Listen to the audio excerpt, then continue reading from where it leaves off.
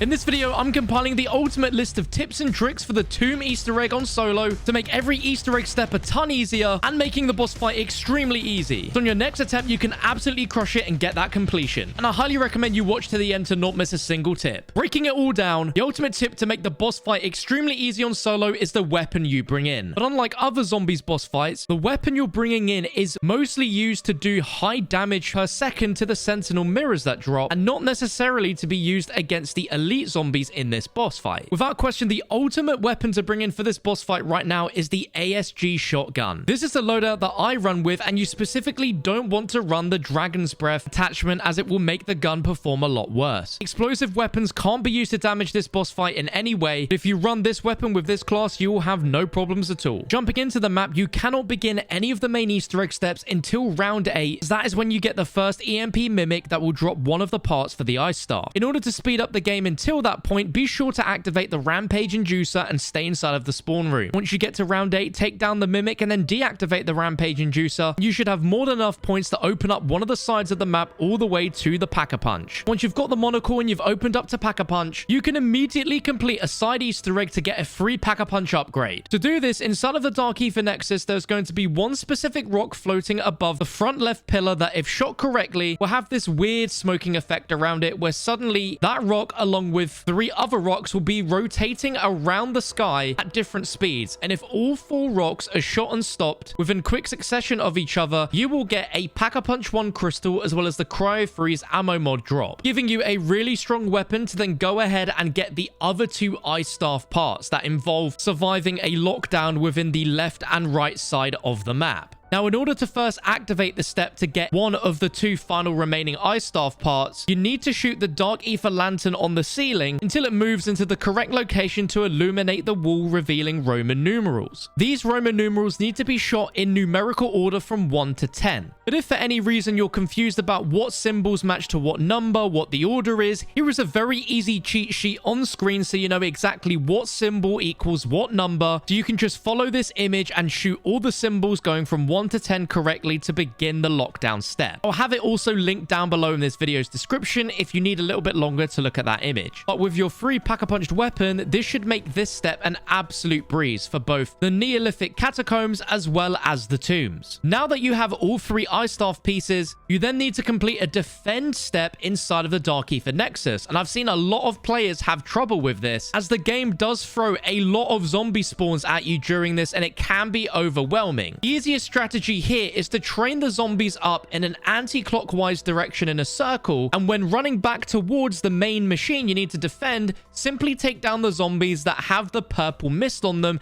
as they are going to be solely attracted to the machine and the zombies that are actually going to damage it. The remaining zombies you can simply just train up in an anti-clockwise circle and only shoot at, such as the parasites, if they're really causing you a lot of trouble and you're about to lose all of your health. By doing this strategy, you should very easily be able to complete this step, no problems at all, and not have the health of the ice staff defense being completely wiped out by the zombie hordes. At this point, you should also be above round 11, and if you did the free Pack-a-Punch upgrade, you also got Cryo Freeze. Using either your Cryo Freeze weapon or the Staff of Ice, if you shoot at these 2 waterfalls to the left and right of the green portal, the platform in the middle will spawn a epic ether tool, allowing you to upgrade your bullet weapon to the 2nd highest rarity without having to spend any salvage, which will be really helpful when it comes to the ice staff upgrade quest, where the first step involves shooting 3 different Dark Ether lanterns within 10 seconds of each other. The easiest way that I've found to complete this is spend a little bit of time moving these lanterns around until they're in very nice positions really close to the next room. And you'll also want to make sure that the location in the subterranean temple is as close to the entrance as possible to maximize that 10-second window. After that, in the Dark Ether Nexus, you need to look up in the sky and shoot down the 3 rocks that have a stone plinth on them with a blue symbol. Now, I've seen a lot of people struggle with this, with their graphic settings being quite low so they can't make out what the symbols are. But even worse than that is that once they've gotten their symbols, you need to go back into the main map and look for one of the portals that is now closed, but you need to shoot the 3 symbols you saw in the Dark Ether Nexus correctly with the ice staff. A big problem I'm seeing a lot of people have is that if you put in the incorrect code, code, the portal will still reveal itself, and if you go through, instead of being on the platform in the sky, it will instantly drop you from the sky to your death. And I've seen so many comments saying that this step is buggy and it's glitchy and that they die when they try this, and that's because they are inputting their code incorrectly. And a massive tip to know that you've put in the correct code for this door is that if the symbols are correct, if you look down on the ground in front of the portal, you should see those 3 symbols illuminated in front of the portal. If you see that, that means your code is correct. If you don't see that, do not enter the portal and instead progress to the next round where your locked portal will respawn at a different location and you can reattempt to put in the correct 3 symbols again. Remember, do not enter this unless you see the 3 symbols confirmed for you on the ground in front of the portal. Another huge tip I can give is during this step where you need to escort the orb around to complete the ice staff upgrade. The way the orb works is that you have to stay by it at all times and take out zombies regardless of how close or far away they are from you and the orb. You just need to stay by the orb the entire time. Biggest issue I see is that when it comes to the amalgam that spawns once you're near the green portal, a lot of people fail this step because they don't realize that the orb has actually moved quite significantly further towards the middle of the Dark Ether Nexus at this point, and the amalgam is simply a spawn to throw you off. And my best advice is to just completely run past it and head towards the middle of the map where the orb is, taking down some more zombies, which will continue its movement, and the amalgam won't return until the orb is directly in front of the ice staff machine, where at that point you can focus on taking it down if you want, or just focus on taking down more zombies, because once you've completed this, all the zombies including the amalgam will despawn. And from here you can insert your staff into the machine and get the upgraded ice staff. From here you just need to complete all of the 4 trials by shooting the statues with the upgraded healing ability of the ice staff, and using the upgraded shot of the ice staff within these 4 trials makes them absolutely easy. Once they are all completed, you're essentially boss fight ready. But before going into the boss, I highly recommend that if you didn't do the waterfall Easter egg yet and you're on round 21 onwards, if you shoot and freeze both of the waterfalls, you'll be rewarded a legendary ether tool, which will save you a ton of salvage towards upgrading your weapon from purple to legendary. But depending on what round you go in at, even at a purple rarity, the ASG triple pact will be really good damage wise still against the boss. Now, another massive tip you can use at your disposal before going into the boss fight is to unlock the golden armor. This is without doubt the hardest side Easter egg to do in the game, and whilst not necessary for you to do in your Easter egg attempt, it will definitely make the Easter egg boss fight a little bit easier. So let's go over how to do it and the easiest methods for you to complete it if you decide to try it. To begin, you firstly need to go into the Dark Ether Nexus and collect 2 statue heads. These are within 2 boxes that can be found in the Dark Ether Nexus. One right in front of the Juggernog machine. If you melee twice, you'll reveal the statue head and pick it up. And the second box can be found to the left of the green portal under this plant here. Once you've picked up both statue heads, make your way back to the spawn, and there will be 2 statues that you can place the heads on, one right by the blue portal and then one right in front of the PhD flopper machine. Now, I highly advise you do this as low of a round as possible once you have a triple pack-a-punch legendary tier weapon. Now, this can be made a lot easier with specific gobblegums, and if you have them and want to use them, then by all means I recommend you bring in Killjoy, Temporal Gift, Idolize, and Raindrops, but you can also take advantage of the free insta-kill on the map, which can be found here in Deep Excavation. If you grab a C4 and angle and throw one up to the cliff right as you see me do here, if you then activate the C4 before you start one of the sacrifices, you'll have the insta-kill waiting for you, and you can then combine this with a gobblegum like Temporal Gift